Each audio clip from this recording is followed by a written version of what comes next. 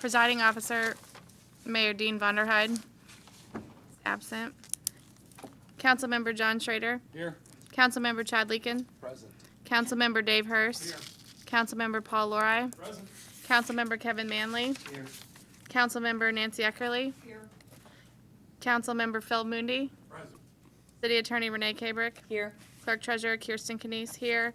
In order to have a quorum, a majority of the council members must be in attendance. All of the members are in attendance, which is a majority. Therefore, there is a quorum for this meeting. Okay, let's take a moment for personal reflection.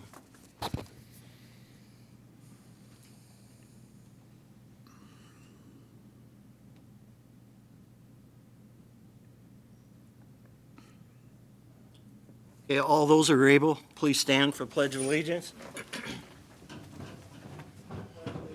To the flag of the United States of America and to the republic for which it stands, one nation under God, indivisible, with liberty and justice for all.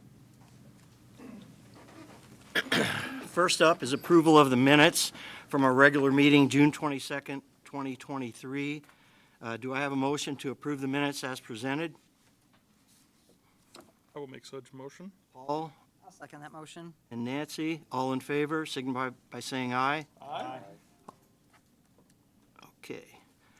Department presentation, I guess Stan, you're up first.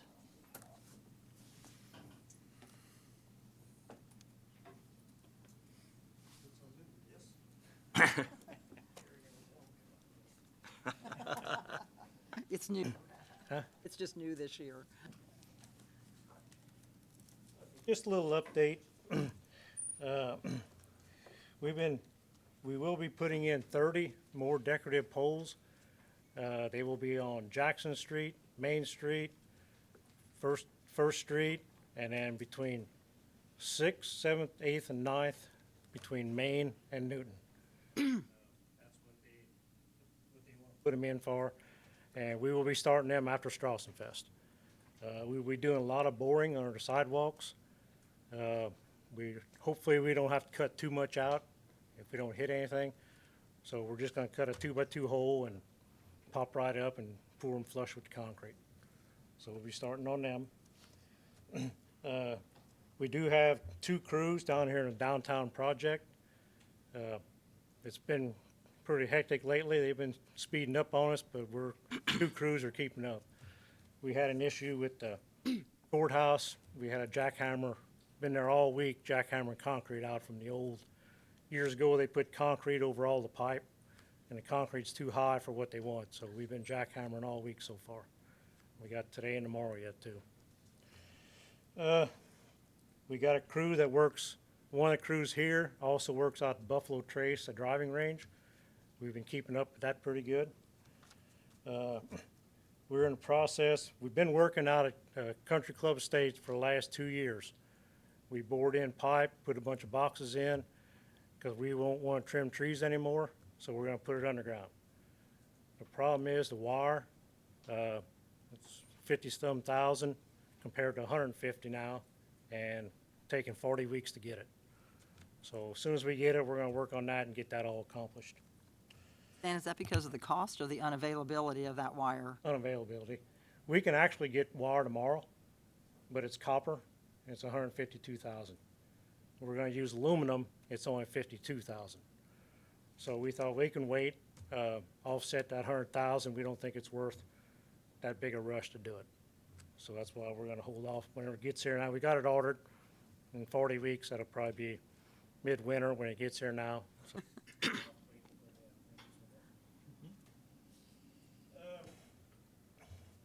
We're in the process of the pole yard out there by the old power plant.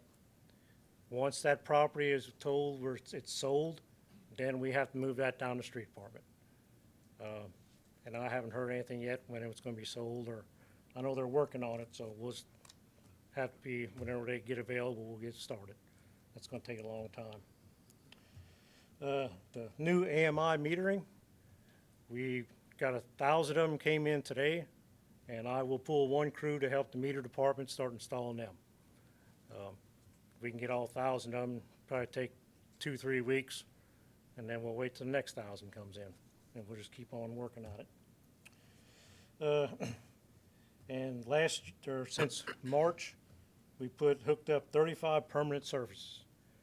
And that is like the old Calumet, right there was 15 alone, and the rest of them are like the old library. We consider them one service because it's just a great big meter bank. So got a few other ones we did. Down in the future, we are working for a new substation on the northeast side of 36th and St. Charles. The city owns the property, and we got a study. They came in last Wednesday and got all the information, and they're going to come back to us and tell us, whether we need it or we don't need it. And I know I'm worried about it. Been worried since Jerry was here too. Ever since we shut the power plant down, that was like a substation by itself. So now we lost it, and we have to, if we get this thing going, it has to be up before Mill Street gets done. Because Mill Street will be shut down probably a month while we have to work on it. And if it's hot or cold, the people on the north, there's gonna be brownouts. And I don't want that. So that's what we're working on, try to get that alleviated, take care of. Also working on a loop feed. Right now, we have nothing out on 164 by the bowling alley. If something happens down here below the jail, something drastic, then people will be out of power for a long time.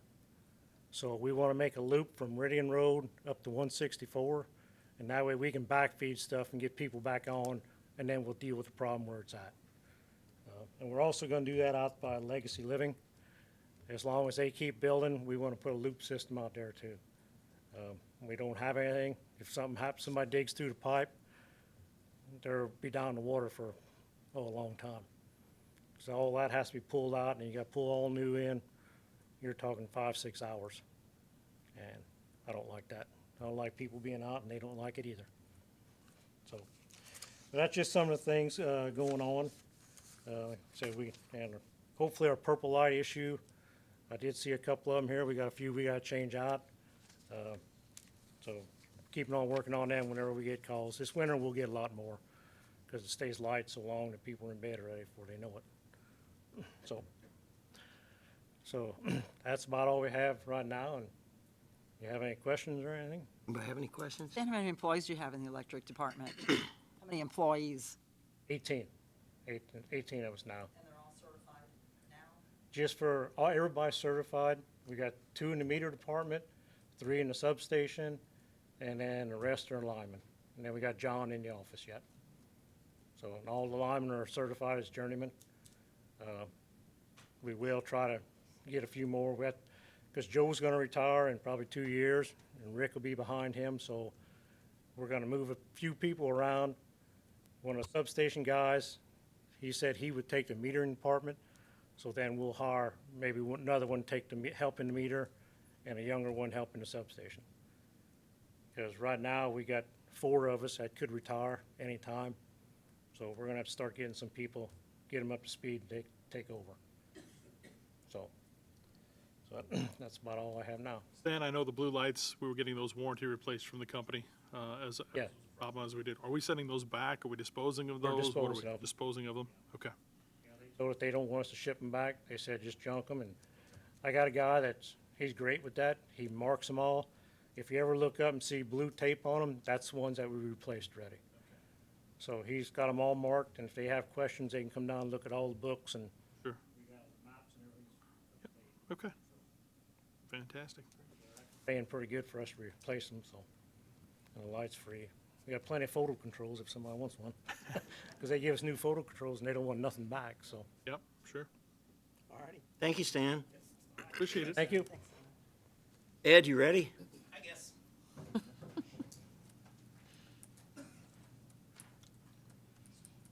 I got same, like Stan, got some updates from last time we met in July, going over some of the capital expenditures that we have. So Kellyville Lift Station, if you recall, that's completed. I don't know if any of you got a chance to look at it.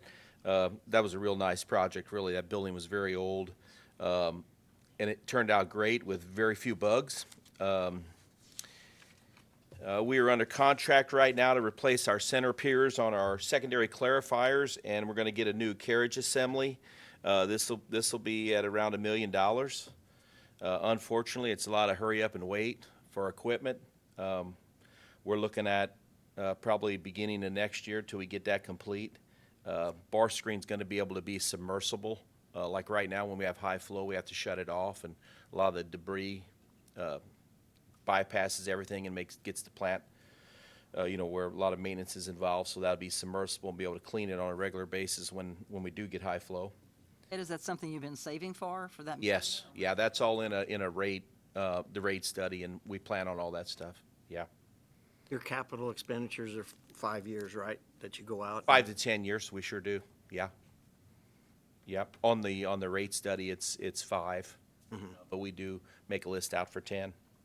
We're going to replace a sludge heater for $500,000 as well.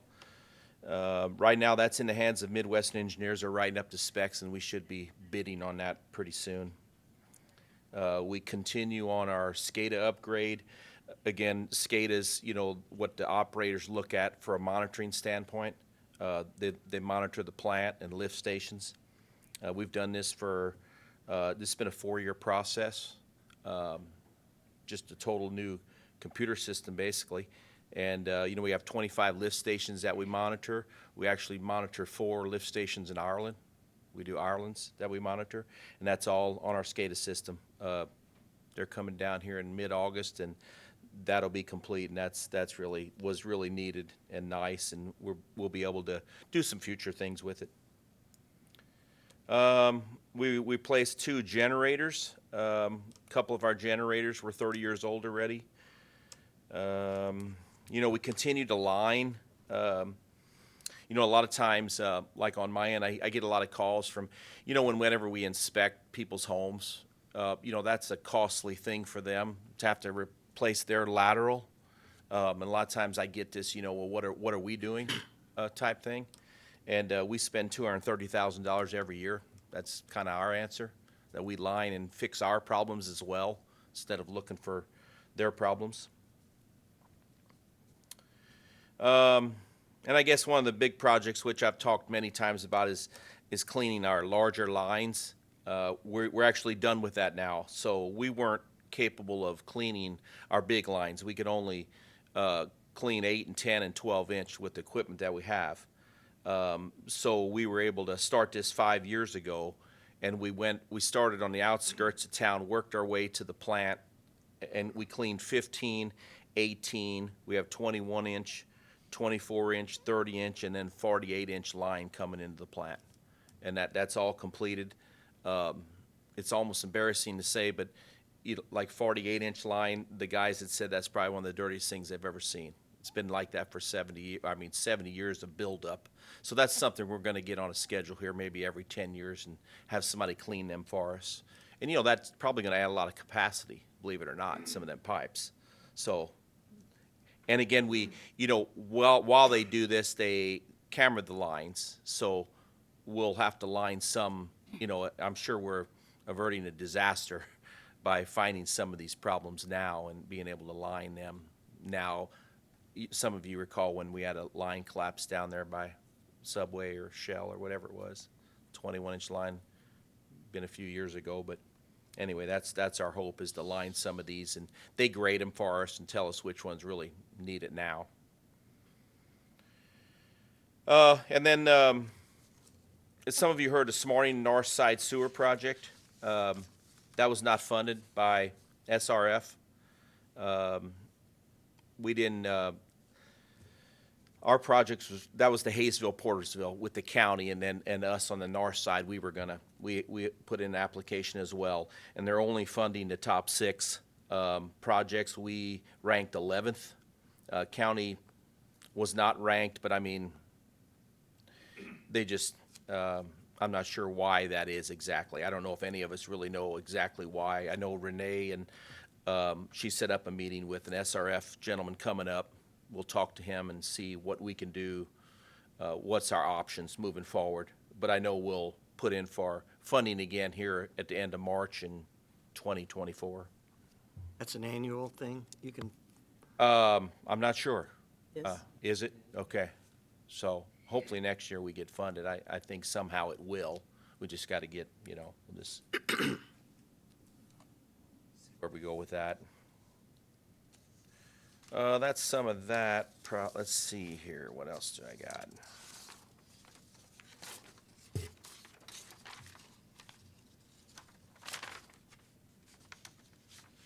This past year, we moved one of our maintenance guys up, Wayne Murray, to plant maintenance chief. We lost our plant maintenance chief, and we hired a gentleman by the name of Craig Jellison. Both of them are doing a fabulous job. I really feel like we haven't missed a beat there.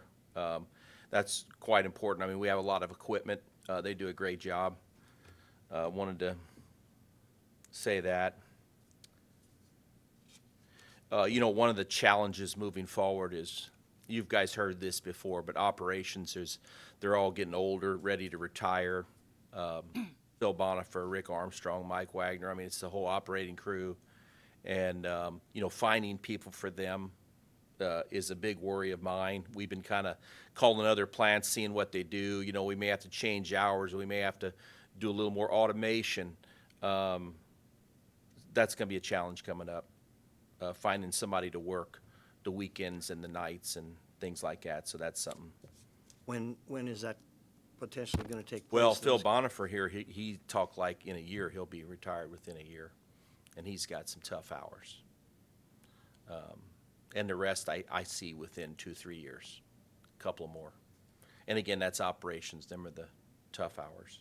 This computer system we're talking about, or the upgraded software and computer package, is there automation Yeah, capability there with is. that? There is, but with that comes other problems, like on-call people and things like that. So yeah. But yeah, it is capable. We've planned for that. Just a few year-end totals that maybe you never heard. Going back to 2022, we did 417 lateral inspections, 75 failed. We had 42 new connections.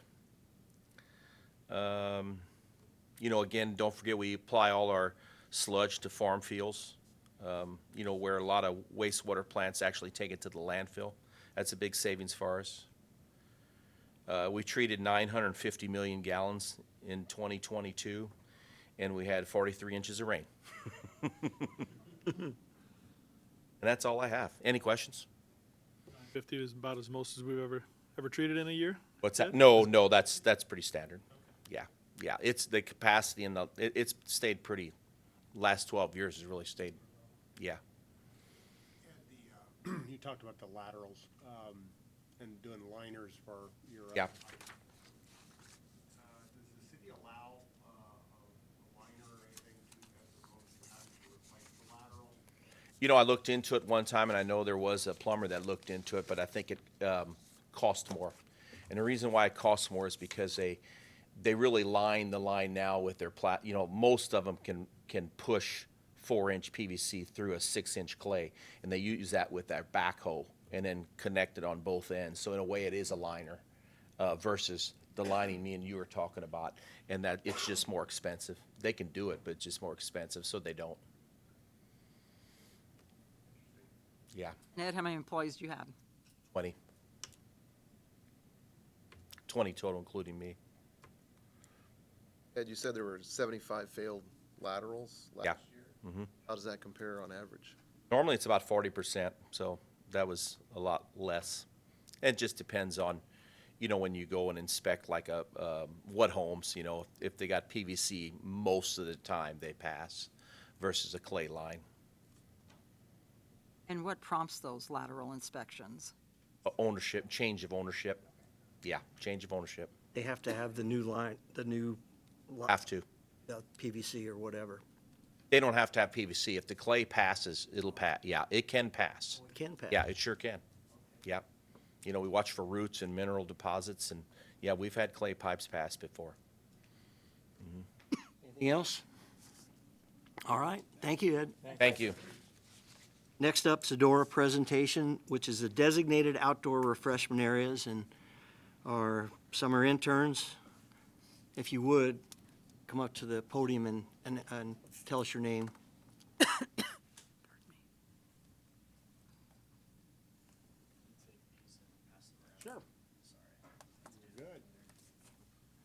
Hi, I'm Cameron Wysite. I'm the Community Development and Planning intern. Hey, my name's Drew O'Neill, and I'm the law intern this summer for the city. And in those packets you have right there, the last two papers should be a map and an application. The rest of it will be a packet for you, which is the resolution. Is your microphone on? All right. Is it red? Yeah. Hello. Oh, sorry. Pull it down here, we can hear you, so the people out there can hear it too.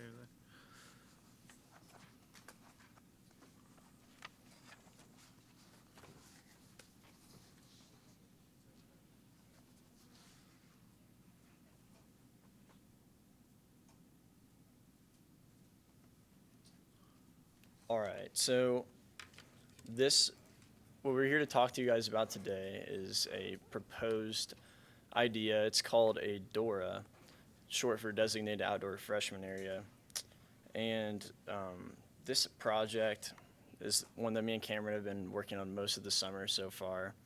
And there's certain goals associated with this project that we'd like to share with you. So the purpose, in our opinion, has great potential benefits for the city of Jasper. The Heart of Jasper is the organization that has the most motive for this, as the Heart of Jasper has a goal to create an environment in the downtown area where people would like to come and spend time, shop, and just enjoy life. And the Heart of Jasper, they support all the local businesses, correct? So by representing these local businesses that are already on board for the DORA, which we've gone around and we've met with multiple businesses so far, and everyone we've met with has been fully on board with this idea. We believe that this will be beneficial for the city, and we believe that implementing this idea will increase foot traffic in our downtown community, which will in turn benefit the local retailers, all liquor establishments in the downtown area, and just the general public. So what exactly is the DORA that we are talking about here? A DORA is it's just a mapped-in outdoor refreshment area. It's an area where alcoholic beverages can be consumed in an open container, and they can be bought and carried around this mapped-out area. This law that allowed this to happen was the recent law that passed on May 4th, and it was put in effect at the beginning of July. So now let's talk about the city's application process. This is from our point of view. What we need to do in order to actually pass a DORA is we have to go to the ATC and submit a city ordinance. We would have to submit those applications that you guys have filled out by local businesses, and we would have to submit an actual online form as the city ourselves. And all three of those things together, we could submit to the ATC, and they could accept our DORA, I guess. So the ordinance is composed of all those requirements on the screen you see there. We need a map. We need boundaries of the DORA marked by street addresses. And then we need select locations for our businesses that want to participate. And we need a statement that our Jasper DORA is consistent with our zoning ordinance in our city currently. And we also need signage, and we need specified dates and hours of operation. So now from the business side of this, we've already gone around and we've talked to all businesses that hold a liquor license within our proposed map. And they already are informed on what they have to do, but they essentially just have to fill out that application we have there. They can sign up as a designated permittee, which means they're a permanent establishment, like they own a building, or they can sign up as a temporary vendor, which means they just have like a food truck, or they have some kind of mobile setup to where they would go and set up camp, I guess, for a temporary amount of time. And so these applications will also be submitted, like I said earlier, to the ATC to establish a DORA. And so, Yeah, these on screen here are the 9 establishments that me and Cameron, we have already met with. They are all well-known local establishments, and they've all expressed interest in, they're on board to participate in our DORA. Can I pause you for just a second? Yeah. So say we have a new establishment that opens up and comes in. There's another restaurant that's in the works that's participating around the square this evening that isn't in their building and established yet. But if they come in on board, gain a liquor license, are they able to sign into the DORA then as well? Or do we have to go through the whole application process again? Well, they would just sign up for that application, or, Fill in yeah, fill out the application, and then I believe we'd have to amend the ordinance? ordinance to allow them, or to map them out as an establishment, if they were to be a permit. They're already inside the mapped area, it would be no issue? No. So then they would have to, when they get a liquor license, submit the application to be a Included as a vendor in the DORA? designated Permittee. permittee. So they would be in the map right away, but they'd have to submit an application to be a designated permittee. Okay. Okay, and then now on screen here is our, Oh, I'm sorry, let's go back though, because another sort of part of that is if someone came along and purchased a building that is not in the mapped area, but wanted to participate, then we would have to come back and amend the ordinance to change the mapped area. And then send that to the state and to get it approved and all that. So if you get a single place outside of the mapped area and they wanted to be able to do this, are they able to get a, We would have to either amend the existing map or create a so it has to fit within that? yeah. Does it have to be contiguous? yeah. Or we could deny their request. Yes. Just a thought. Well, I mean, it's pretty nice. I'm sorry, yeah. Let him go, yeah.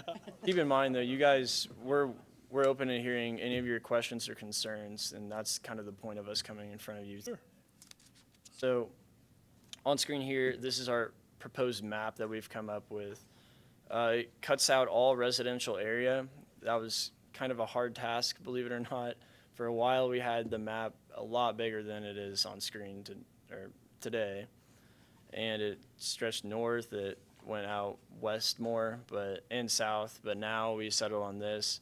It only includes the zones B2 and the urban development area around the river center, and then I2 as well, which is the rightmost area of the map, it encompasses Platt and Timber, and that area over there, that's actually I2 zoned. So, yeah, and Although realistically, there are people that live upstairs in many of these buildings that are residents in that district. I think, yeah, you're right. I think you meant to say all residentially zoned areas. yes, sorry. Does include residents, to Nancy's point. Yeah. Yeah, excellent. And then here on screen now is these are possible locations for vendors to set up in our DORA. We took this directly from the existing food truck ordinance that has designated areas around the city where vendors are allowed to set up and sell food. But right now, they're not allowed to sell alcohol in these areas. But since it lines up with our DORA, or our proposed DORA map, we must include this area right here on screen as where alcoholic vendors can set up. And then what we would try to do is we try to go and amend the food truck ordinance to allow these specific areas right here to be able to sell alcohol. So there's no conflict between ordinances. Would we actually have to allow the food truck areas to be able to sell alcohol? I mean, not necessarily. Statute?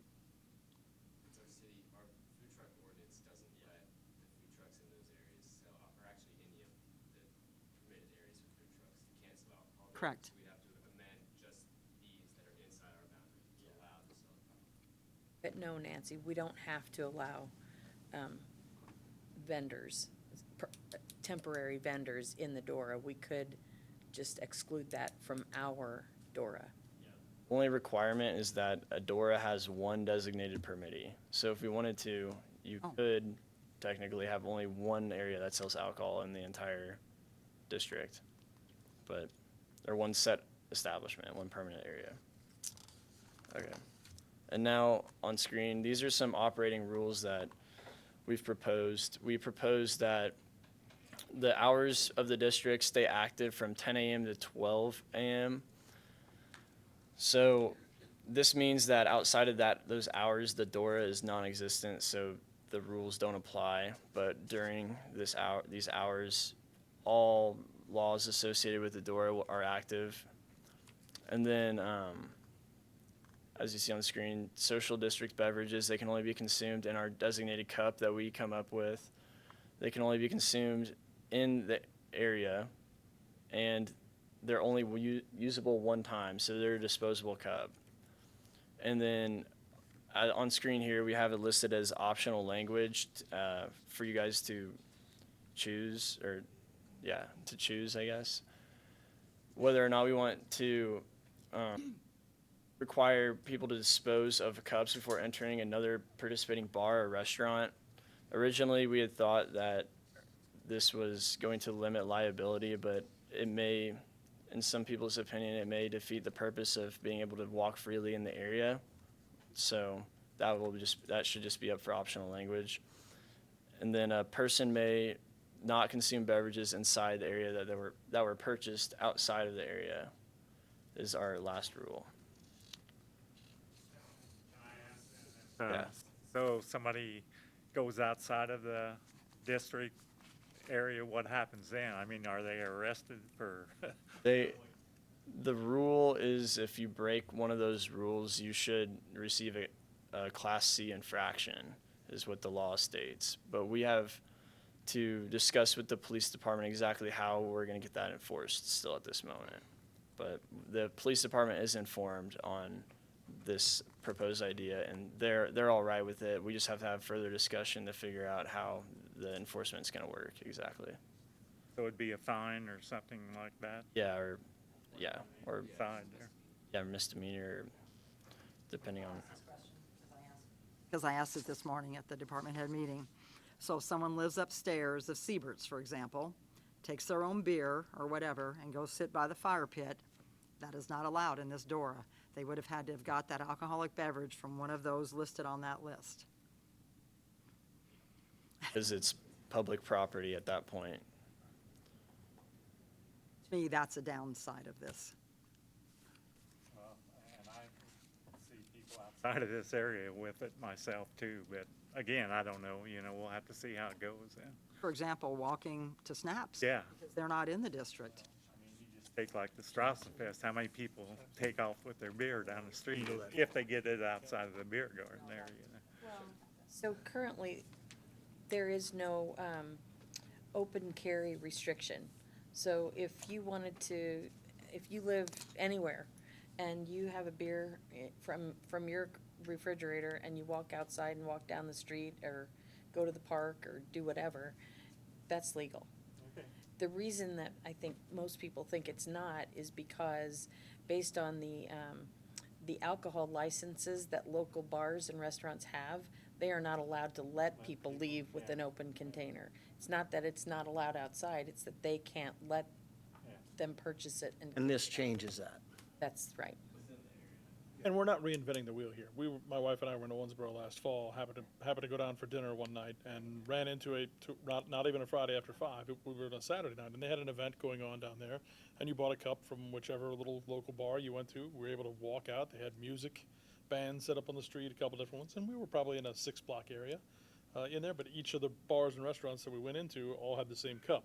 Most of them collected them at the door. They wouldn't let you walk in with a half-full beverage or in there. So I don't know that we need to go that far. I mean, you could, I guess, but most of the people were very respectful of the. That's why it was optional. We had that discussion, and it almost feels like, to me, it defeats the purpose. If you want to buy a cup and get a drink at an establishment and you drink half of it and now your friends are ready to leave, you can walk out with it. And if you get to the next place and walk in, you have to stand at the door and down your drink before you walk in or Or pour it out. pour it out, whatever. And it's different when they're all the same cup. That's why I suggested to them to make that optional, so we can hear from people who will be impacted by it and make that decision. And then, Sedora, but my real stumbling block is that very last one. A person may not consume beverages inside the refreshment area that were not purchased inside the refreshment area. Just because we're trying to encourage downtown home ownership, downtown walking around, we have all these great corners where we want people to sit, but yet they can't just come out from their apartment and sit there and have whatever and enjoy themselves, because it's not, or what they would do is they'd collect those Dora cups Wash a and cup pour and- it in yeah, there, that's right. which is really not the intention of Yeah, we did talk about making, using like a paper, some kind of a paper cup, so that it really isn't multi-use. It is a single use, and then you gotta pitch it. Does the state statute allow for us to do what Nancy's talking about? To allow someone who lives in the area to come down? It actually takes away the current law that exists within that district. What we just said, wasn't it? I mean, if they want to go down and sit by the fire pit down there right now, they can take their beer and go down there and sit, isn't that right? That's true. Yeah, so. But not with the Dora, they couldn't. Not with the Yeah. Dora,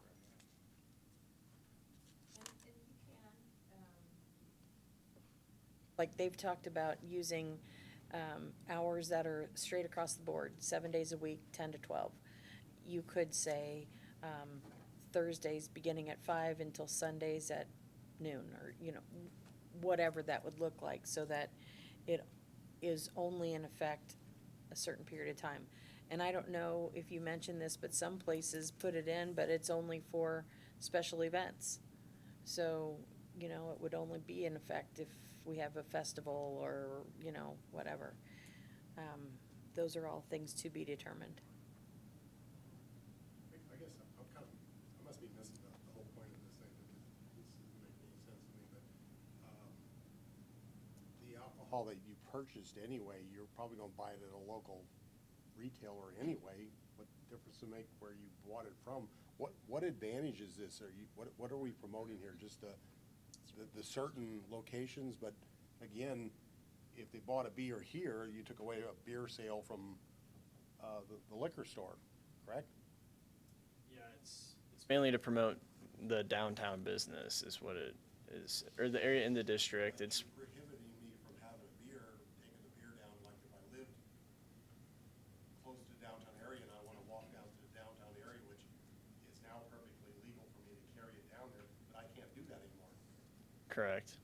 So Phil, the Heart of Jasper, what they're trying to promote is an atmosphere of gathering, so that somebody doesn't necessarily want to drive to the restaurant, go in the restaurant, have their meal, have their drink, get back in their car and leave.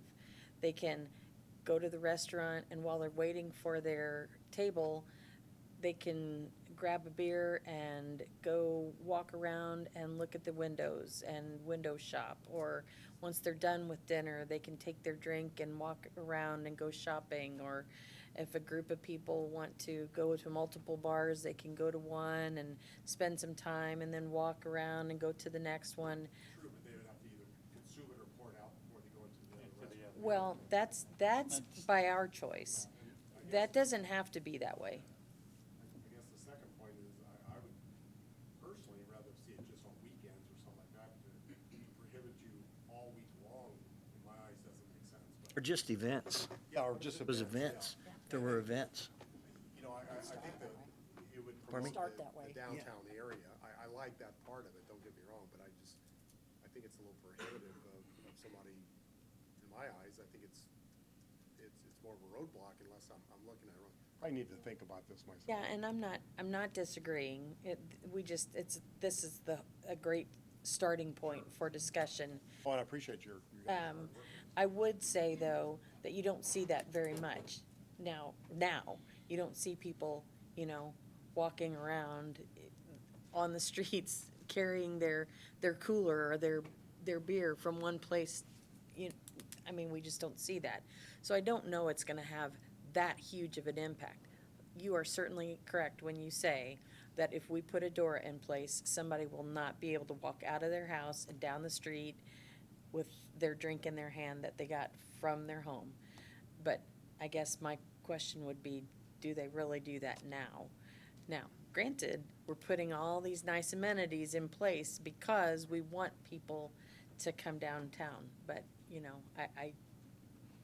again, it's just a matter of finally deciding where you want to start the project and then seeing how it works and adjusting it, I think, as we go. Where's the, you talked about Owensboro or? Okay. It's like Bloomington or any places like that have these? Indiana just passed this. Okay, all right. Everywhere is pretty new right now. The closest ones to getting it are Shelbyville and New Albany. Yeah. And they had it in Ohio for a long time. Yeah. Michigan already have it, yeah. Statewide. But maybe in Ohio, their state law is different than ours, I don't know. It could be. The Owensboro one was a clear plastic Solo cup, and it had a little downtown or riverfront logo on it. And again, we were in a Mexican restaurant and waiting for a reservation at a place called City Grill, and went to 2 or 3 other places while we were down there for 2 hours. So, I get that part of it. What I don't get is that restricting residents who actually live downtown, that we're encouraging them to live there, to use the amenities, and now we're restricting what they can do within that district. All right. oh yeah, that's fine, sorry. Sorry. Okay, these are the last, this is the last slide of operating rules that me and Cameron have. Each sale, you cannot have any more than, or you can only have 2 at a maximum drink spot. And those restrictions on screen are just I guess the amount of liquid that must be served in each type of drink. So, yeah, I'll turn the floor over to Cameron now, and he'll finish up our presentation. Yeah, so as we previously stated, we need signs marking the boundaries and cups to be poured in. So in front of you, at the top left there, you see the 3 circles. That is going to be an additional signage that we're choosing to add. It's going to be a window cling. The one on the very left says beverages welcome. That's going to go in the window of a liquor establishment, or sorry, not a liquor establishment, a retailer that does not sell alcohol. The middle one says sold here. That would be for the liquor establishment who wants to participate. And then the one on the right, the red one, is for a retailer who does not want alcoholic beverages to be brought into their store. Like, say they sell nice things and they don't want that. Their choice. The top right and the bottom left are going to be your boundary signs. One thing that we've seen a lot of other communities do is at the top right, the sidewalk decals, which are pretty attractive because they're pretty versatile, and you can move them in a lot of different ways that are not restricted by a pole or trash can that you need to have at a certain spot. They can kind of go anywhere. And then the bottom left would be your typical street sign that would just get posted up, acting as telling somebody that you can't bring outside alcohol in, and if you have a door or cup, you must throw it away before you move any further. And then bottom right, you have the cup itself, which is going to have a personalized logo on it. On the green banner that says entering the Dora, Yep. does the backside say leaving the Dora district? Probably not. I have a feeling, I haven't looked into that too much, but I have a feeling that printing both sides on one of those signs is going to be pretty expensive, as well as the pole being there. But that's definitely something that we can look into, because I know, at least with, let me start over. As in the early stages of this, we were kind of planning on staying away from more permanent signs and going with a paper option just to test out how it was going to work. So that is something that we could do at the early start, and see if we like it, we can continue to move forward to a more permanent solution, implementing that, or if we just think it doesn't work or doesn't make sense, then we can. Sidewalk clean could say that, and there'd be a. Yeah, it could go, like, if it's sidewalk clean, it could have like upside down lettering on one side and be able to do that kind of thing. Yeah. So this is an example. All these signs, this is going to be what our signs would look like. These are just examples. Nothing's finalized yet. But simple boundary sign saying no alcohol beyond this point. Don't bring outside alcohol in, with our logo. Pretty simple, straightforward. And then these are what the window clings would look like. So your blue is your liquor establishments, your green is your retailers that are okay with it and want to participate, and then the red is the retailers who don't want to participate. As well as the cup, we were talking about having the business name on the cup, making it more personalized for the businesses if they're worried about liability or just extra marketing. That's something that we had talked about. We may stay away from it just because it's going to become more expensive for the individual business and harder to coordinate through the Heart of Jasper or whoever decides to purchase the cups in bulk for the businesses. But then on the other side of the cup, you'd have your rules and potentially a QR code for a map, just so people who are participating can see those pretty clear and avoid any trouble. When will a decision need to be made on this as far as moving forward? Is there a timeline? I think that the goal was to be able to make it effective the beginning of the year, January. So we've got some time to think about it and bring it, okay. But the state has no guidelines. Right, yeah. No. Just meant what ours were. As far as safety and sanitation, we were at the department head meeting today to talk to street department and the police department to make them aware of what we're trying to do and see if they had any questions for us. So we've already planned to have trash cans placed around the district just so people have easy access to throw away their trash. We don't want people littering all over the place. And the Main Street revitalization phase 2 is going to bring more trash cans down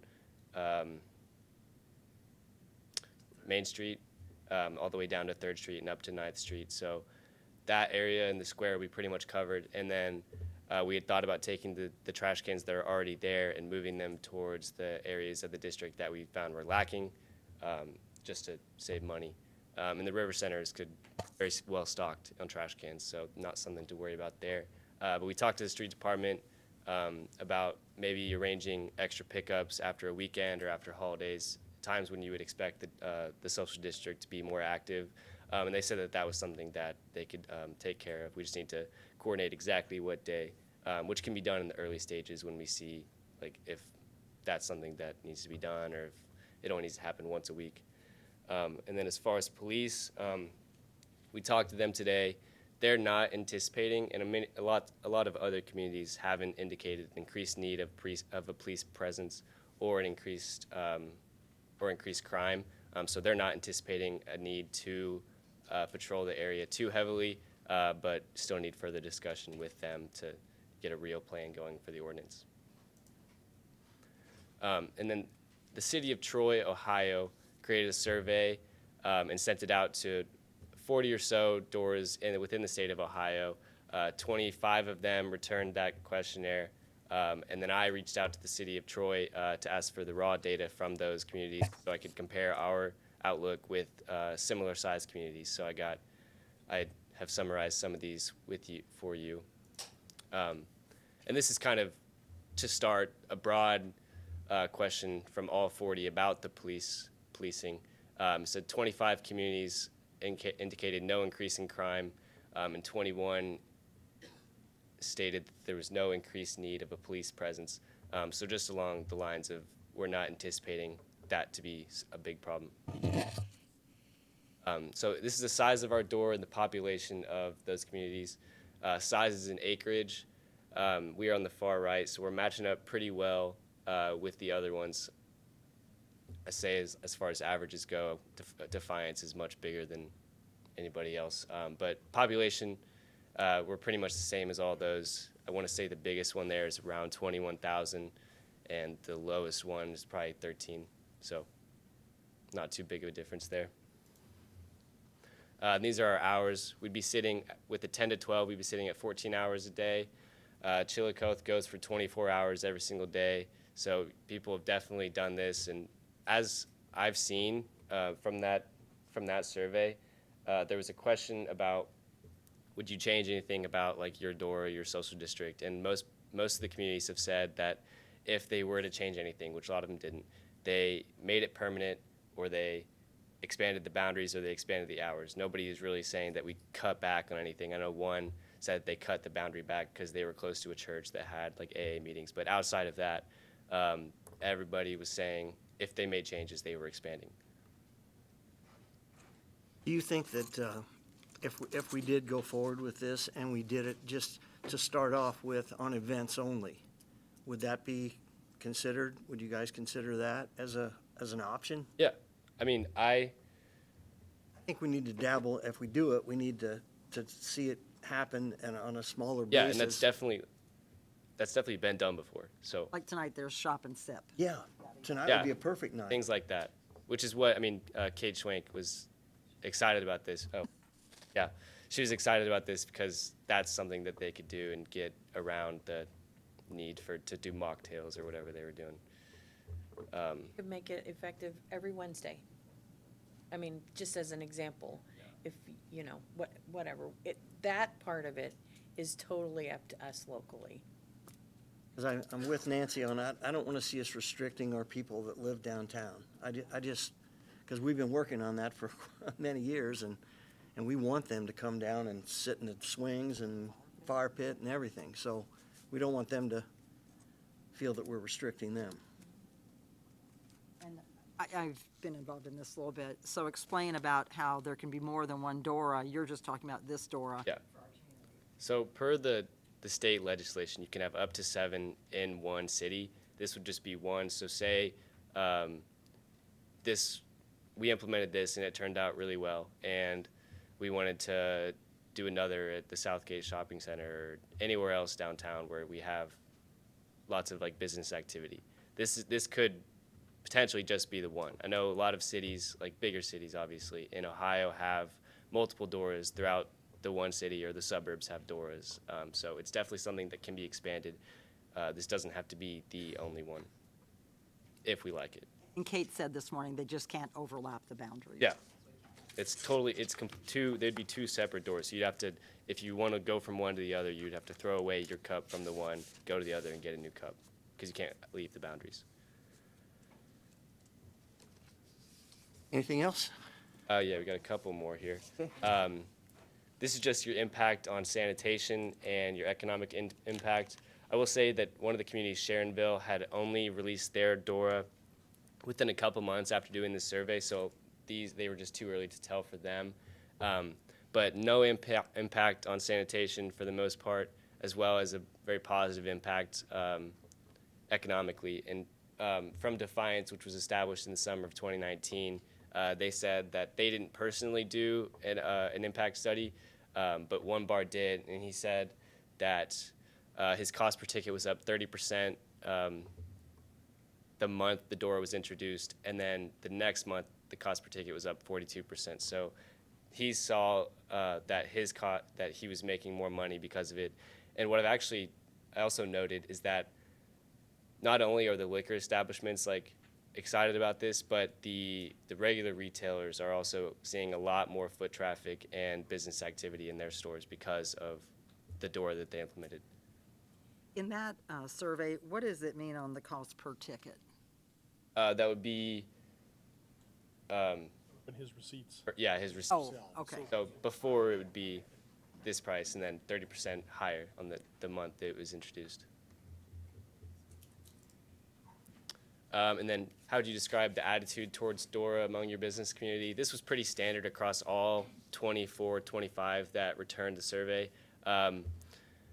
But the businesses love it. They're seeing a lot of, cost per ticket's up, retailers are liking it, and then they were all recommending that other communities at least give it a try. One community said that they wouldn't recommend it just because every community has its own, it's not going to be right for everybody. But I think that in Jasper, this is something that could really work out for us.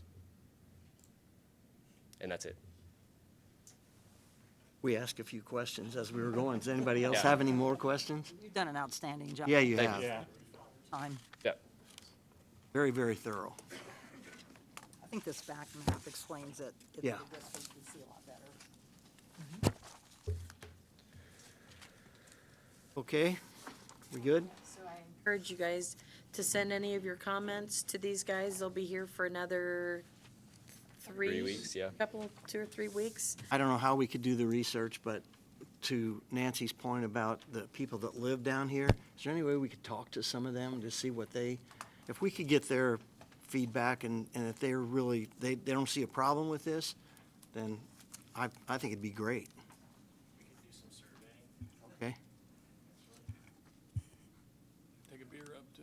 We walked around the whole entire map, checked out where we wanted signs at, so. Okay, thank you, guys. Thanks for your time. Okay, next up is a notice of intent to apply for USDA loan. Kenny, you want to come up and explain a little bit about it? So basically, we are looking at the possibility of replacing our tower truck. It's a 100-foot platform truck, and we identified some funds that were possible through the USDA, and Craig McGowan is here with the USDA. If you have any questions for that process. So anyhow, the purpose tonight is to have a public hearing for the utilization of those funds, if that's the route that was chosen for the purchase of a new tower truck. I think you and Kirsten met with all the council members? Most Most? of us, we had meetings to just kind of go over some thoughts and different things of moving forward or other possibilities and things like that with that truck. So it is 29 years old. I did reach out to a company on Monday afternoon about the possibility of refurbish. And for the most part, they felt that a refurbish is if you have a new one ordered and you're buying 2 or 3 years till your new one comes in to keep your truck where it needs to be. That's not, for the amount of money that would need to be spent, I don't know that that would be a good option. Very easy, they said $400,000 to $600,000. We would probably be without the truck for several months, if not a year.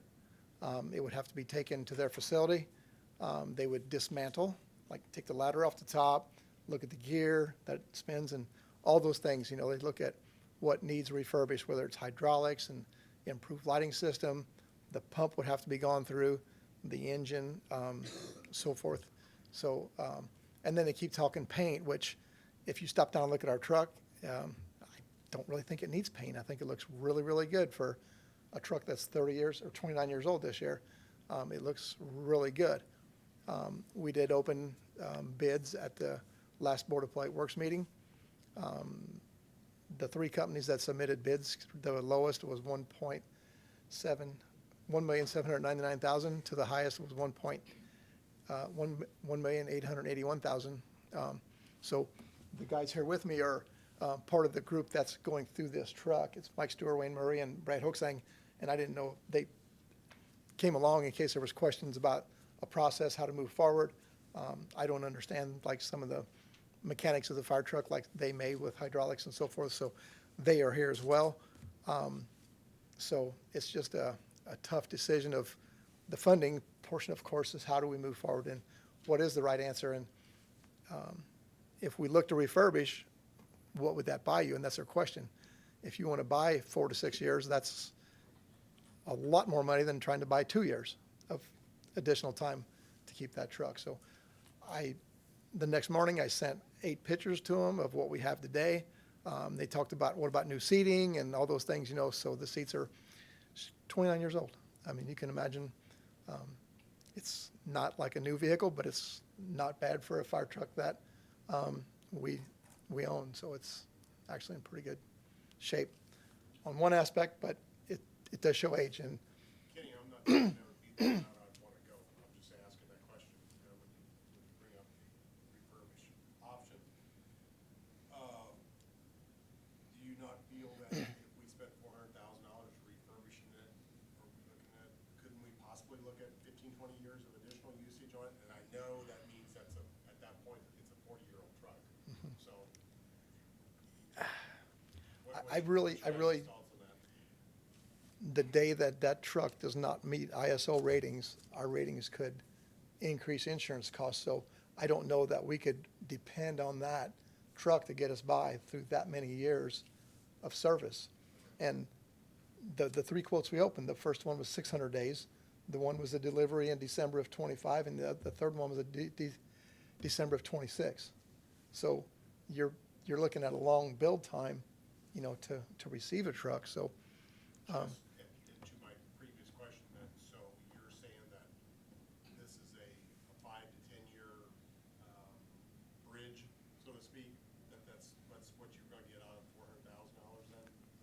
I would say 4 to 6 at the most. At the most. Does the refurbished company that you spoke to, do they give a date? Like, do they say, our refurbished truck should last a number of years, or is that? They were very surprised that we still own a truck that's 29 years old. Can you buy an extended warranty on a refurb, on the refurb work? So I wouldn't think so. The transmission was replaced in it about 6, 7 years ago. And we could either do a factory rebuild and have a warranty on that for a period of time, or they could fix the parts that were bad and only warranty the parts that were bad. So I would think that that would probably not. I'm not into that. You know, if I had an old car and I wanted to keep it really nice, I would spend some money on it to keep it really nice. But on a fire truck, when it's, you know, I look at the Rookser building when that burned years ago. That was a really big fire in Jasper. And I truly, truly think that that truck definitely assisted in saving Crimps and headquarters and the rest of those buildings. Without that, putting the volume of water it does, I don't know that we could have saved the rest of that block. Paola, we went there with that truck, and they burned down a whole quarter of their block up there. We had the largest truck there. There was 8 other ladder trucks there, and we had our tower truck there. And we're replacing it with you know, it pumps 2,000 gallons of water a minute. It reaches 100 feet, things like that. So. And this is something, you know, we've discussed this new fire truck probably 3 to 5 years ago. Yeah, And by doing the loan, you know, we can budget a payment rather than fund the whole 1.8 up front. So I think that's the purpose of applying for this loan and getting the ball started. We did go to Harrison County. These guys all went, or 2 out of 3 went, and we looked at what they had an older, same type truck, and they just received a new one this year. And they're the ones that talked about the USDA funds, and they put theirs up for sale. They hired a company to sell it, and they sold it for $175,000. There again, you know, it was purchased back in 1994 for right at $600,000. So it's a tough way to go. And Huh? yeah. And then also our ladder truck is 18 years old this year. So that's going to be coming up, and that truck will not last this long. It will not make 29 years, that truck. It responds like 75% more than a tower does. The tower is like, really needs to respond for any 3-story and above or large footprint building, so it can reach over and fight a fire there. Many times, one of us officers are on scene, and we can say, stand by, because, you know, it's either a false alarm or we don't have anything showing, things like that. So the ladder truck responds to every structure fire. So it is like out of the station, way more, like probably at least 75% more than what, so that truck's showing age as well, so. What's the projected cost of a new ladder truck in addition, Kenny? Yes, $1.5 million. I mean, you've got the same things, it's just a smaller. You had funding to choose one or the other. Which one do you pick? If you tell me that the second truck is almost as expensive.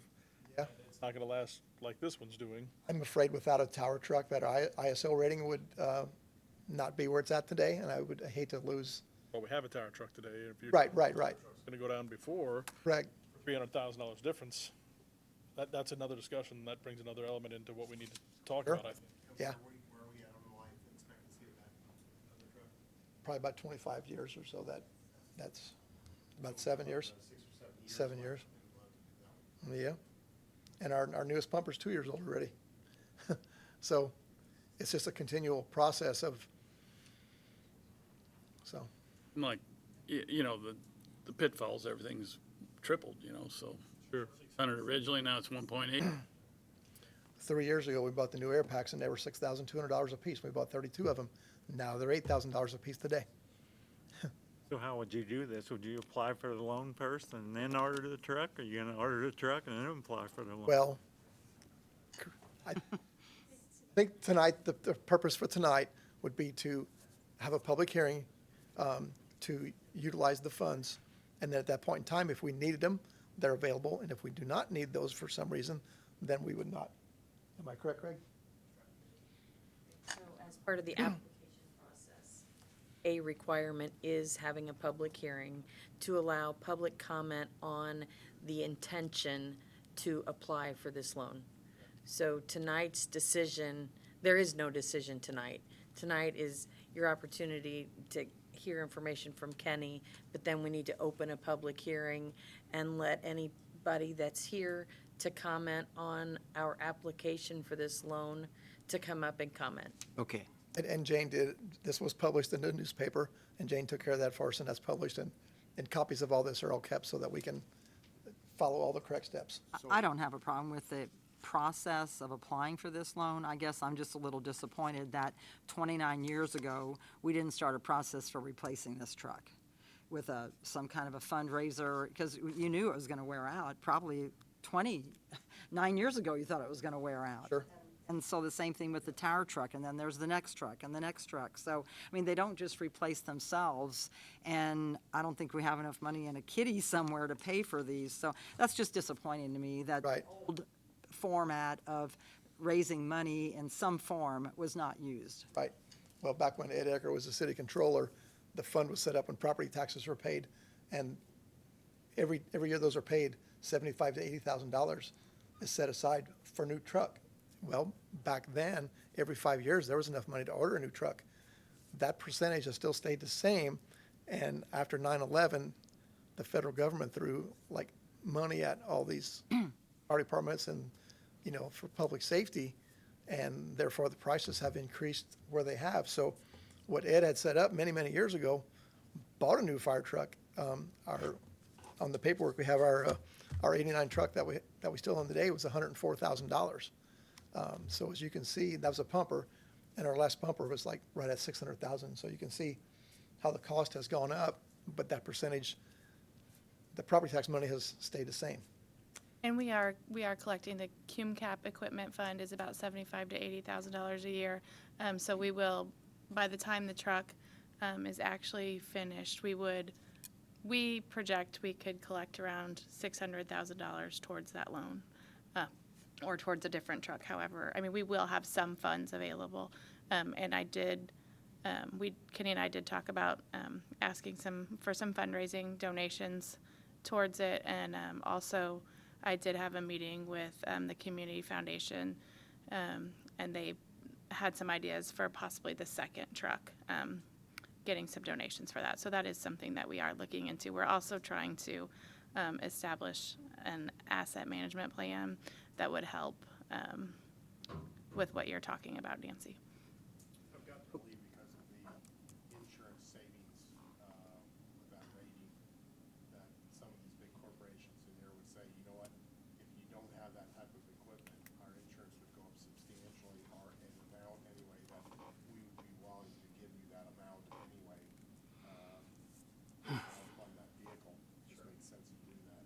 I was with a businessman yesterday, and I just presented that question to him, and he felt positive about that, the company that he owns. Something we should at least pursue.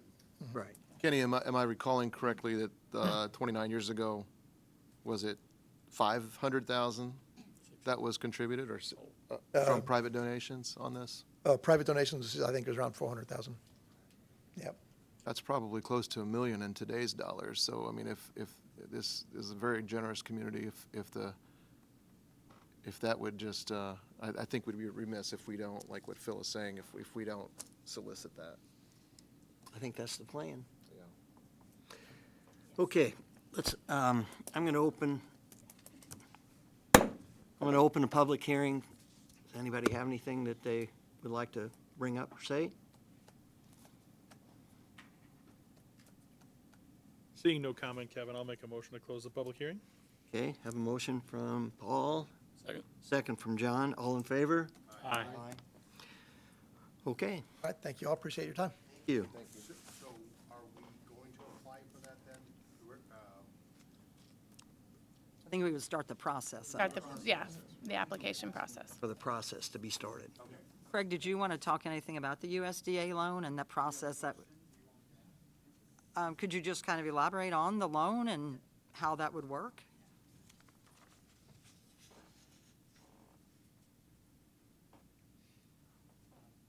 So, Craig McGowan, USDA Rural Development. I actually have an office here in Jasper.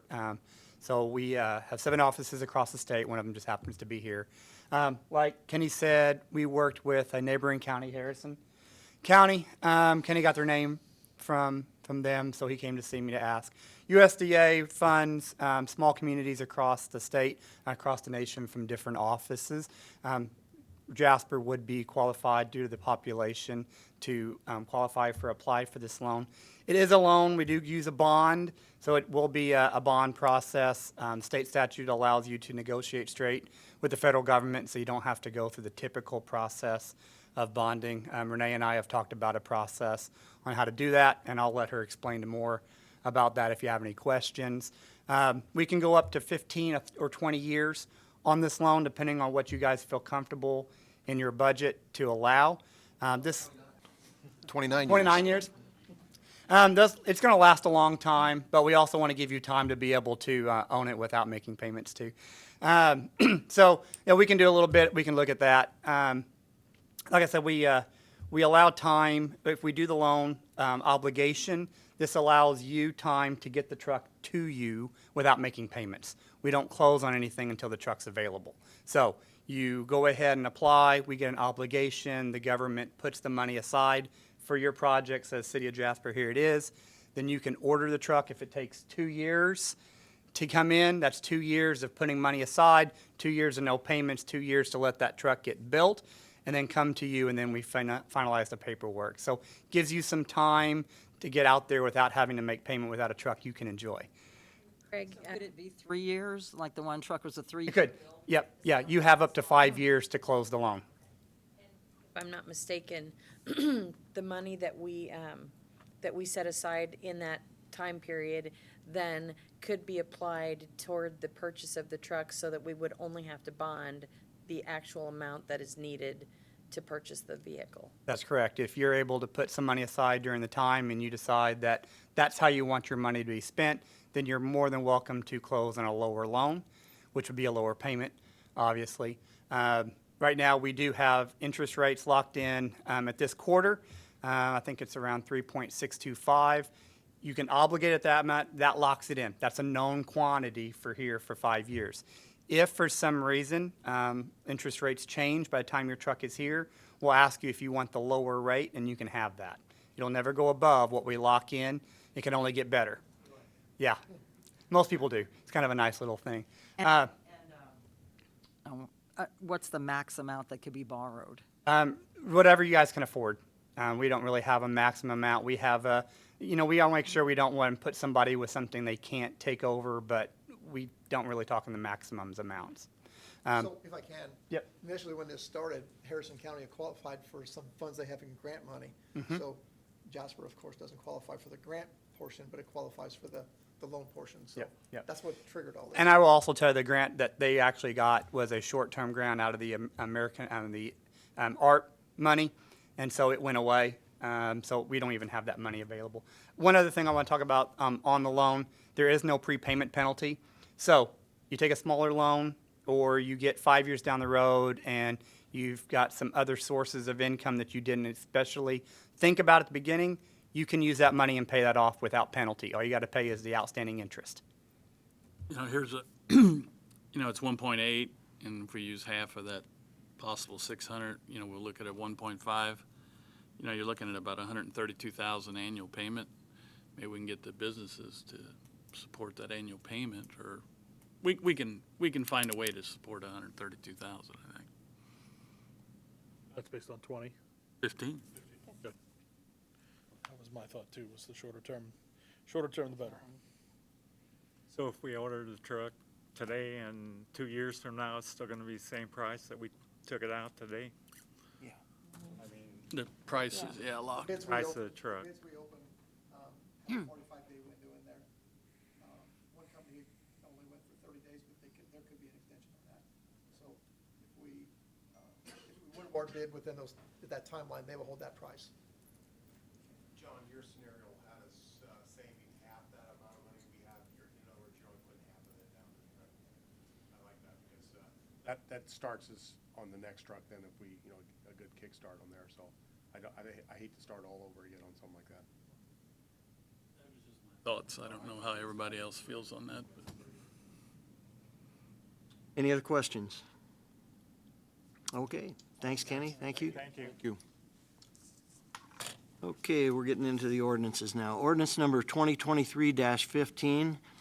Can I have a motion to read the ordinance on the second reading in full or by title only?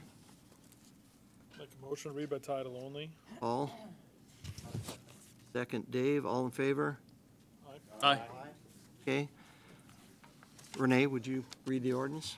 Ordinance number 2023-15, an ordinance of the Common Council of the City of Jasper, Indiana, adopting a 1% municipal food and beverage tax. And can I have a motion to approve the ordinance? This is the second reading. So moved. John? Do I have a second? I'll second. Second, Dave?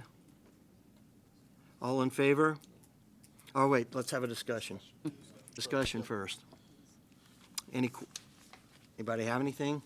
I was really hopeful that we would have the funding model, We don't have it the yet. project, yeah. I think what the plan is, there is a third reading and there's a public hearing.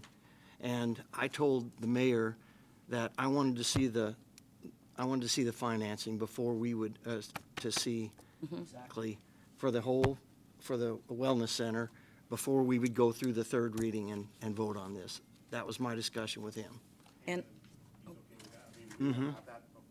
Well, he said we would. I mean, I would be okay approving this I- one step further along, I get that, but I do want to see that before we. And we all do. yeah, and I can tell you that we did get, we got several things. We got a analysis of what the tax impact will be using the food and beverage tax and using edit dollars, and based on the different levels of potential donor funds raised. So what does the tax impact look like at $0 raised, 5 million, 10 million, 15 million? And then added into that, what does the tax impact look like at, if you consider the food and beverage tax as a revenue source for repayment, if you add into that the edit as a revenue source for repayment. So we have that. And then we also have an analysis of what our current, a historic analysis of what our fund balances are in order to project whether there are any funds available from those funds. And that would be, yeah. I would like to see all that before voting even on this tonight. Well, I suggested to the mayor that we start scheduling, because it's complicated material, and I think it would be best to be able to look at it and walk through it.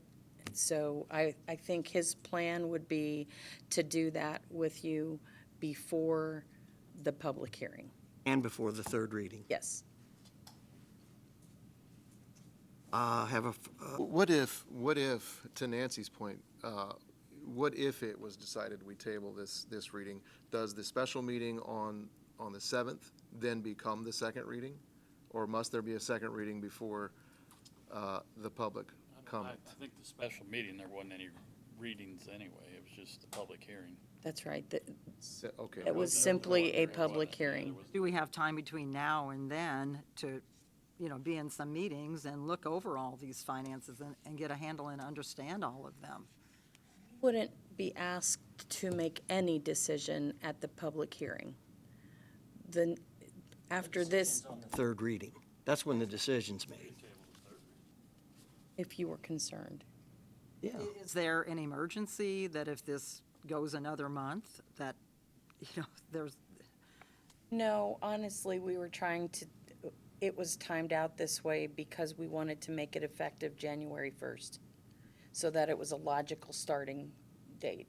because there are definite, is a definite timeline, the amount of time, we have to send out letters, and there's just a process that, so when we got all of the information after it passed, we were given a time, like, options for timelines, like if you pass the ordinance on this schedule, then it can become effective on this date, and so on. And so we chose the January 1st. Could we not have at the next regular meeting, a public hearing and this second reading at the next meeting? Public hearing. It has to Can't be held during a regular meeting? at a meeting where it is the only thing on the agenda.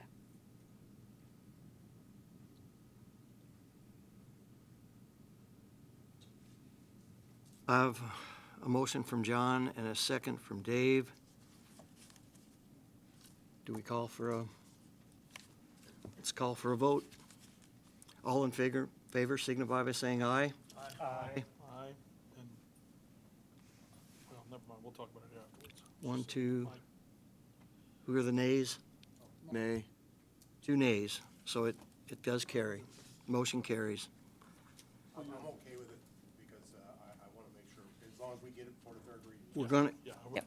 I've had that conversation. Yeah, I Well- do appreciate your point, though. I I was, would like to have it before the public hearing. Yes.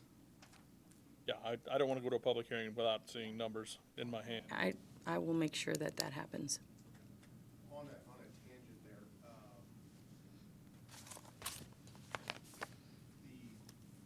the dollar amount we're borrowing for the fire truck, does that figure into our borrowing limits and stuff like that? It does not? Why not? My understanding is that we've identified an avenue by which we can borrow money without it going towards our constitutional debt limit. And we have spoken to our outside bond counsel, and I think that the idea is that we can set this up the same way we've done other things, even though it's a vehicle. We can set it up in such a way that it would involve a lease.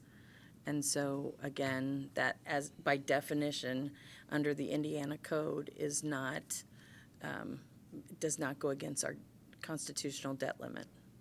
And then my last question, to make sure I understand our schedule forward on what we're doing now, we are going to have an open Public hearing. public hearing, and that's going to be when? 7th, I think? 3rd.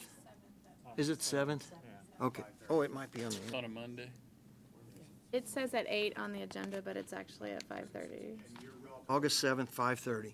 And we're relatively certain we will have some type of details and stuff before. Yes. A couple days before? Yes.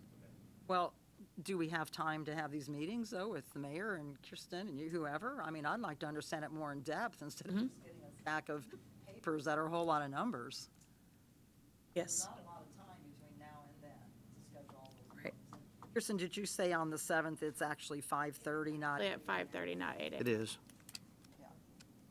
And then we would have the third and final reading at the next Council meeting. That's correct, on the 23rd, right? 1, 2, 3, 1, 2, yep. Okay. The next ordinance is ordinance number 2023-16. I need a motion to read the ordinance in the second reading in full or by title only. Make a motion to be read by title only, please. Paul, I'll second it. second Dave. All in favor signify by saying aye. Aye. Renee, can you read the ordinance? Yes, I can. Sorry, I was making notes.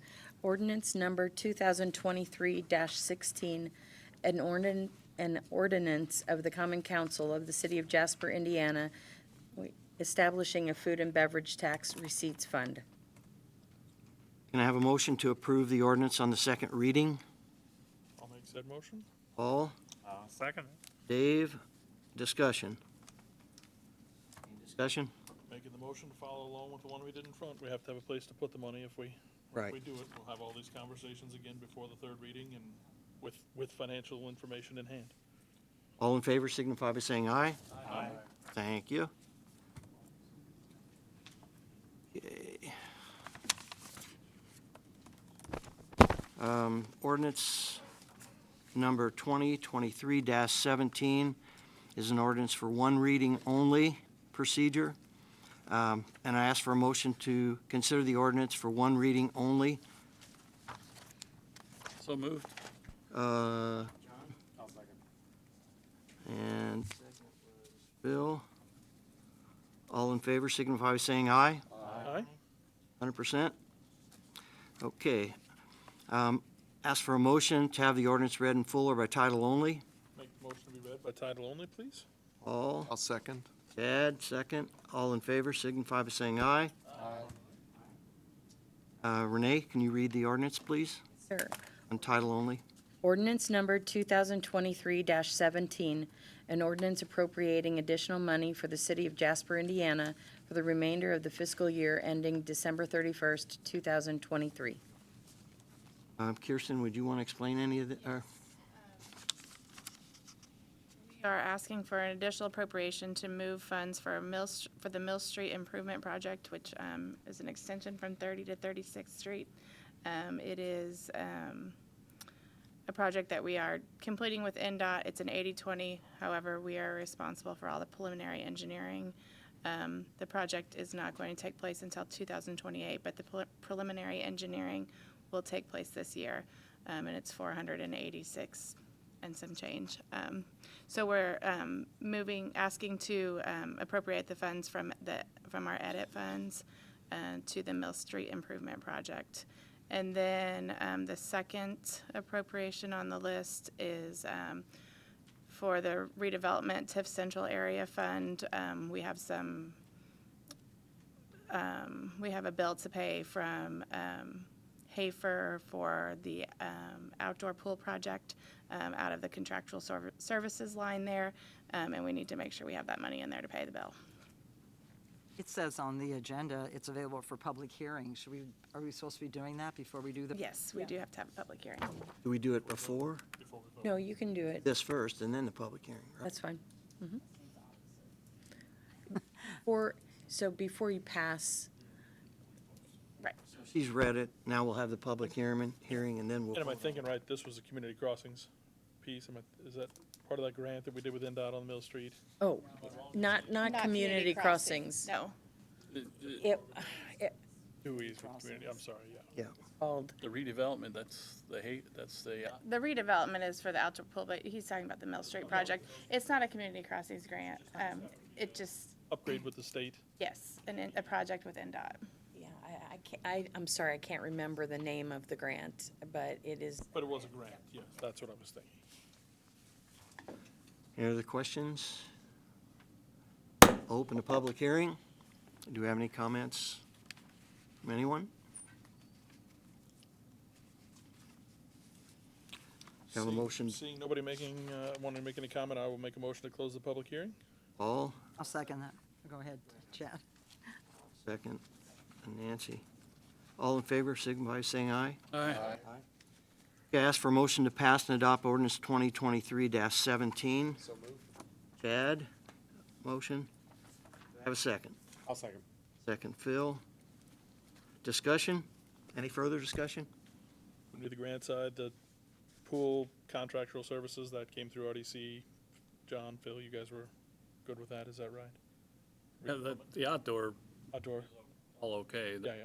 Something that came up on the wellness center that, right, so in That- addition, I'm sorry, go ahead, John. that we're not sure about yet. This, though. No. That's not this one, yeah, That's why I asked if this was the outdoor. okay. Perfect. All in favor, signify by saying aye. Aye. Okay. Thank you. Okay, ordinance number 2023-18. Ask for motion, the ordinance on the first reading in full or by title only. Make a motion to read by title only. All. I'll second that. Second, Nancy. All in favor, signify by saying aye. Aye. Okay. Renee? Ordinance number 2023-18, an ordinance of the Common Council of the City of Jasper, Indiana, recommending a change in fees for the use of city-owned cemetery.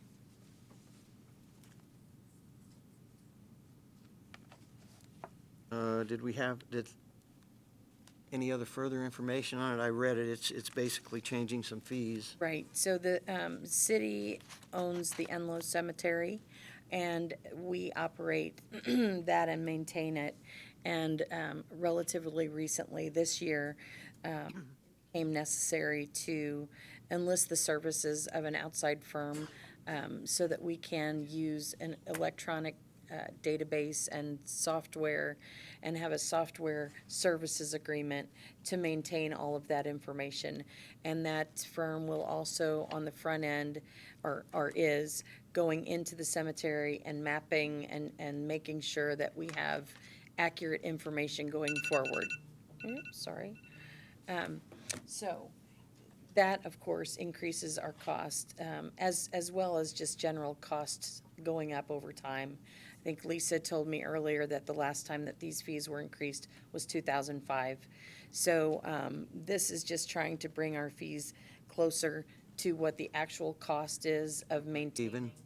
And they're pretty consistent, will be pretty consistent with what she's seen in other similar locales.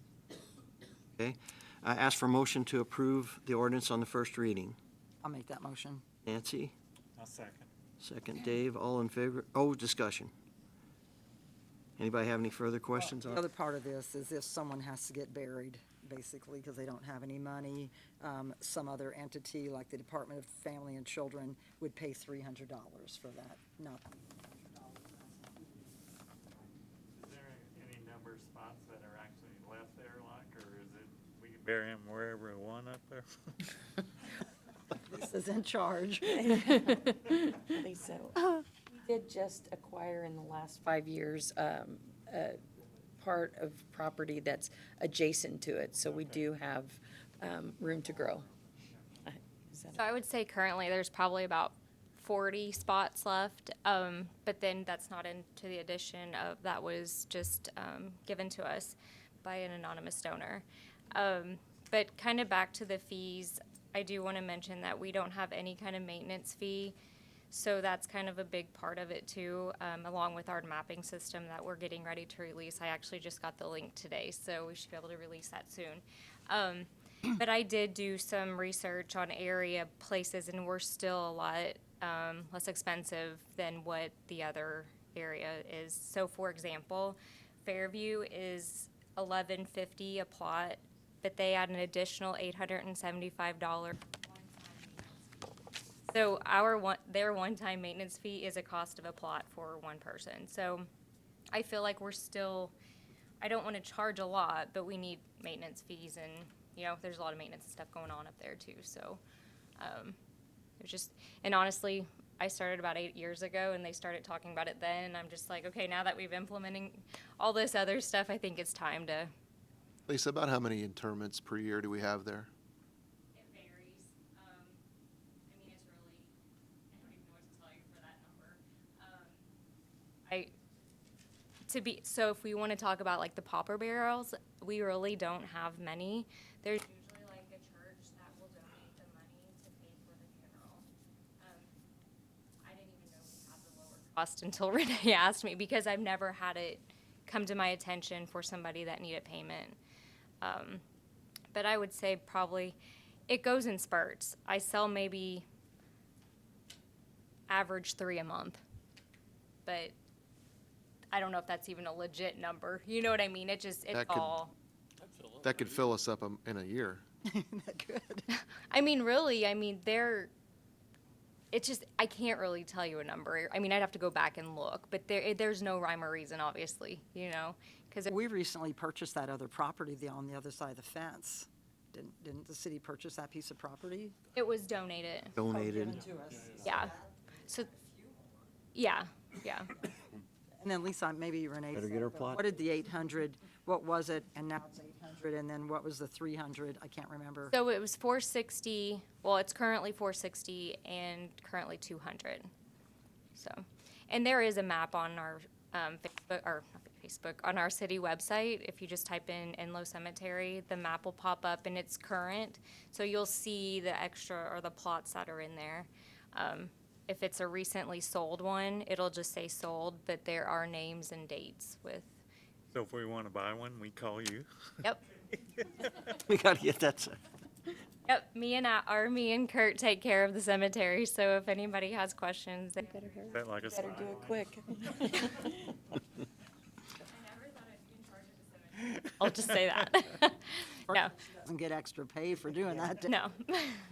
No. So, but yeah, I mean, the funeral home calls me any time of day or night. I mean, honestly, they call me for plots, and I just take care of business, I guess. So I mean, you have to do it. It's something that they need right away, and then I call Kurt, and he'll go up and mark it, and so yeah. You're Okay. welcome. All in favor signify by saying aye. Aye. Aye. Okay, ordinance number 2023-19. Ask for a motion to read the ordinance in first reading in full over title only. Motion to read by title only? Paul, do I have a second? I'll second. All in favor signify by saying aye. Aye. Renee, please read.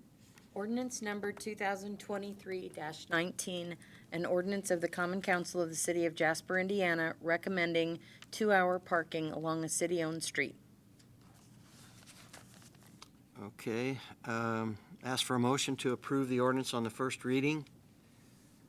I'll make that motion. Nancy, I'll second. second Dave. Discussion? Did everybody have a chance to look at it? Everybody seen it? Has everybody driven it? It's a lot easier to make the turn. It's a lot easier to make the turn, a lot easier. And it also provides a handicap parking spot, because when the spots were designated, there was no handicap parking spot, and the Veterans Office is right there, and she really Perfect. needs a spot. That's perfect. Painted well. It is, and they had to chip off all that yellow that was there, and like it was 3 inches thick or something. Okay, all those in favor signify by saying aye. Aye. Ordinance number 2023-20, and ask for a motion to read this ordinance in first reading in full or by title only. Make a motion to be read by title only, please? Have a second, Phil. All in favor signify by saying aye. Renee, You guys are going too fast for me tonight. I can't get my notes. Okay, ordinance number 2023-20, an ordinance fixing a schedule of revised rates and charges for the sale of water by the Jasper Municipal Water Utility. okay, ask for motion to approve the ordinance on the first reading. So moved? John, do I have a second? I'll second. Second, Paul. Discussion. Where did he go? Bud, you wanna come up and speak?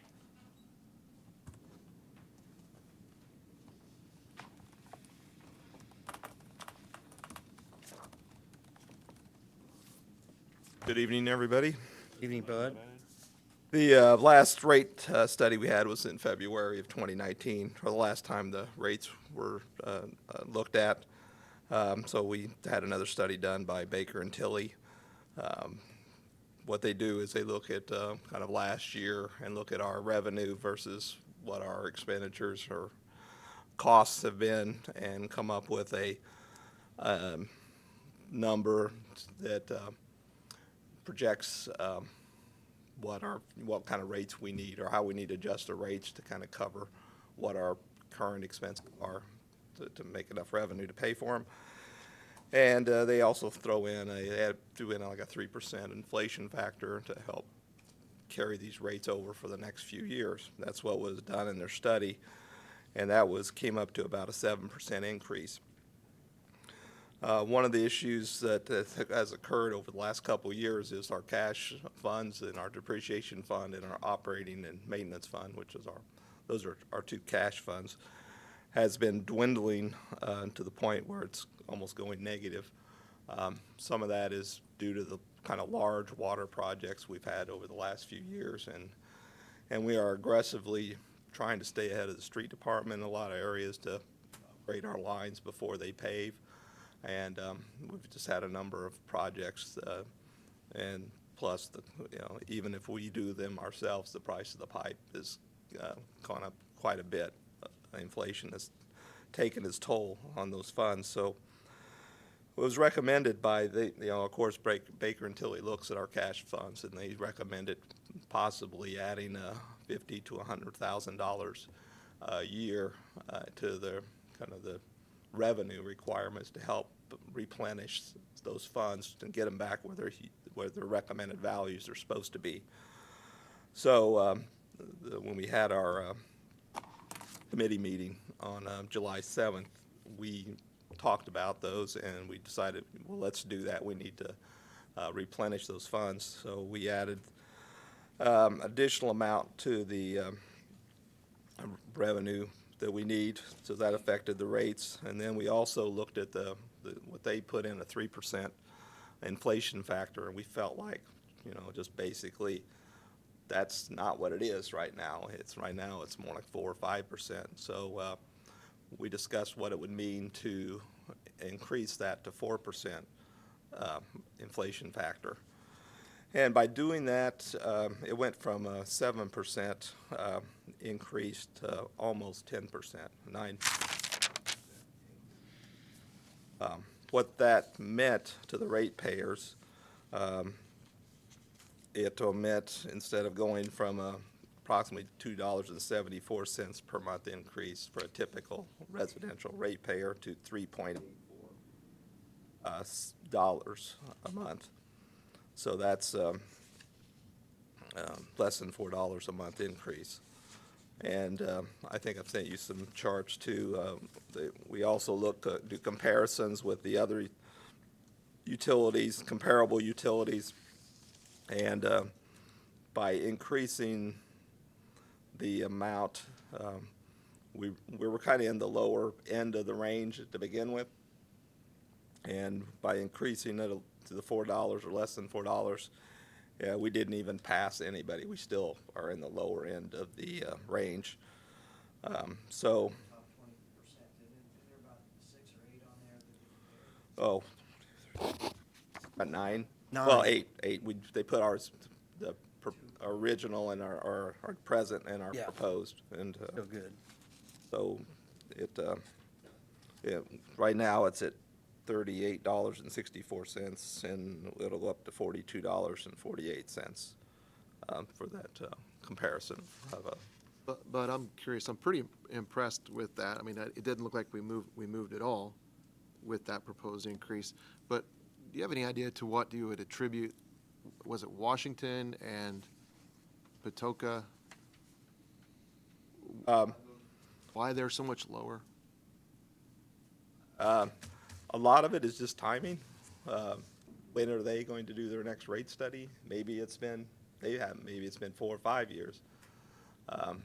So a lot of that, everybody tends to leapfrog. Whenever whoever has the next study, they make a jump. Sometimes it's what their projects are or whatever, but most of the time that's the main reason. Patoka regional water is kind of a different category too.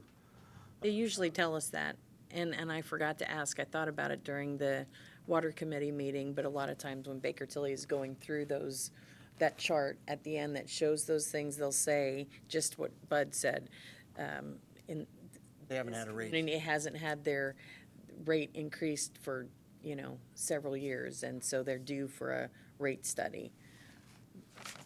And I don't think we want to do that. We made that mistake a few years ago, and we had to have a 17% increase at one time, and we've got to stay up with our cost. I think and we also have to compare ourselves with others, because that shows that we're doing a pretty darn good job there, I think.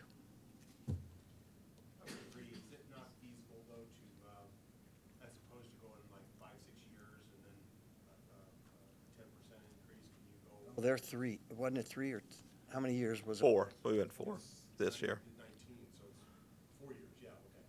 Could you not do like a 1% per year? We got to pay for that study every time too. Mm-hmm. Right. Well, we put an inflation factor in there too. one- That one that might 4%. So that. Yeah. I mean, I think that almost does the same thing. I mean, as far as. It's just, sometimes when you kind of shock the system there by giving somebody you know, first thing out of somebody's mouth, well, my utilities are gonna go up 10%. You know, and it's such a, it's a small amount, 10% of a small amount, it's not gonna be, you know, that big on a family, but somebody's gonna say it's 10%. Right. Well, it's 9.9. What's, yeah, Well, I'm, Office here. No, it came out that way. I just, it was 7.07 and it just,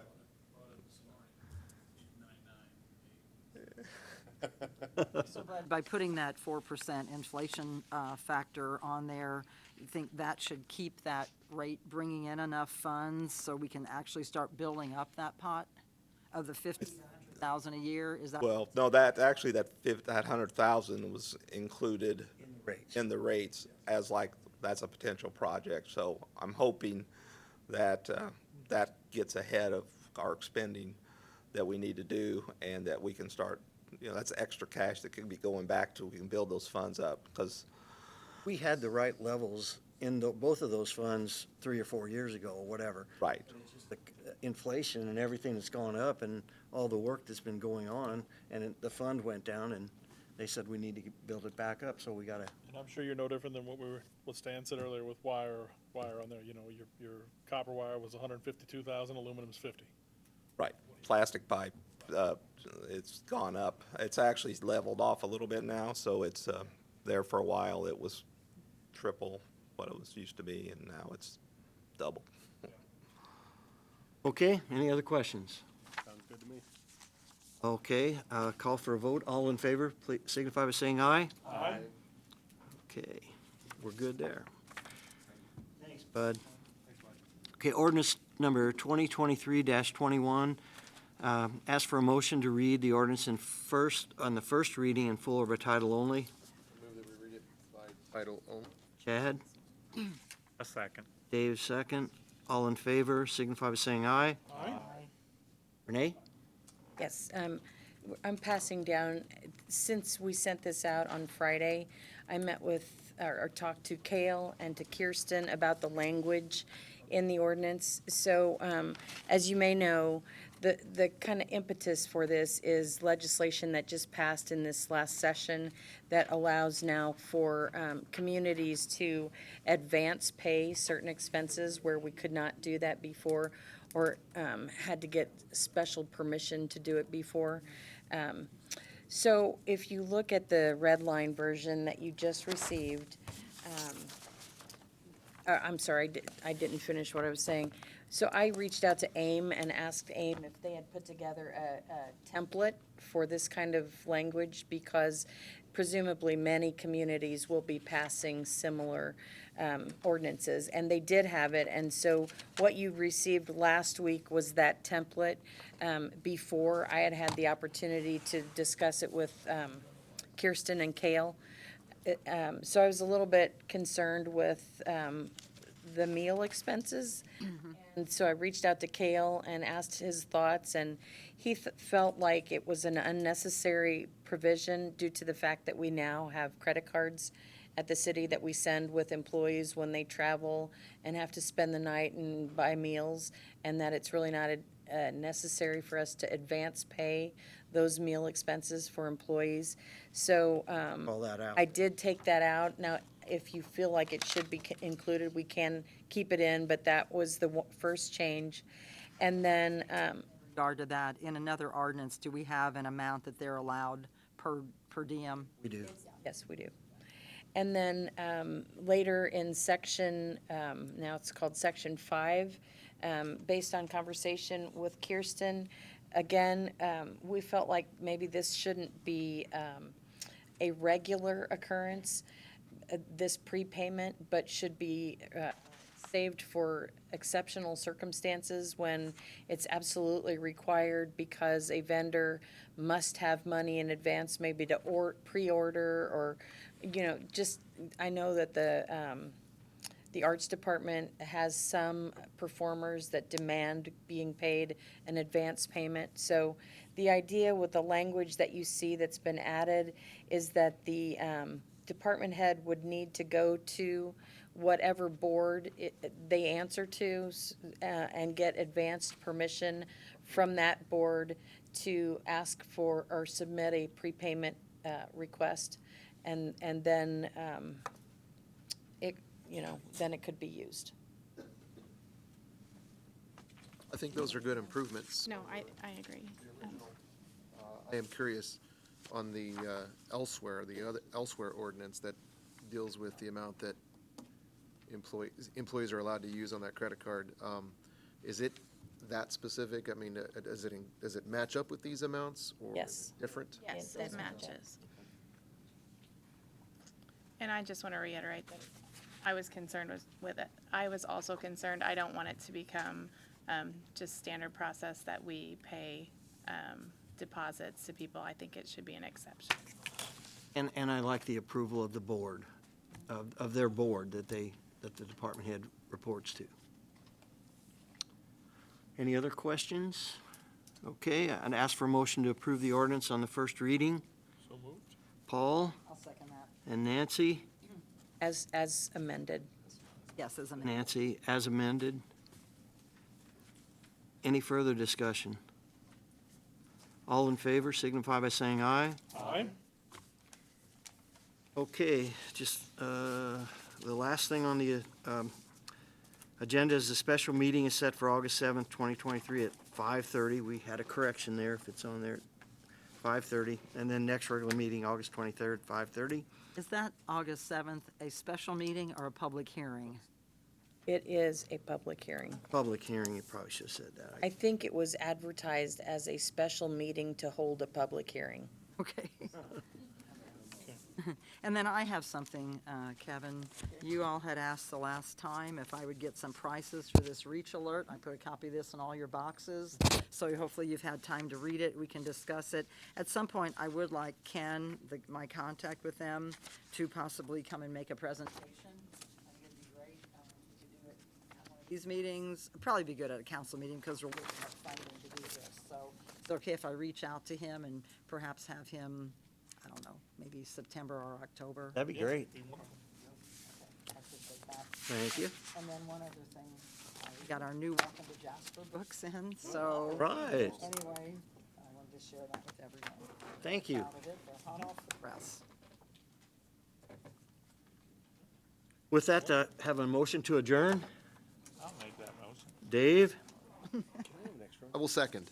and Chad second. Thank you. All in favor signify by saying aye. Aye. Oh, we need another one down there? It's a pretty big book. Thank you. Here's another one. Okay.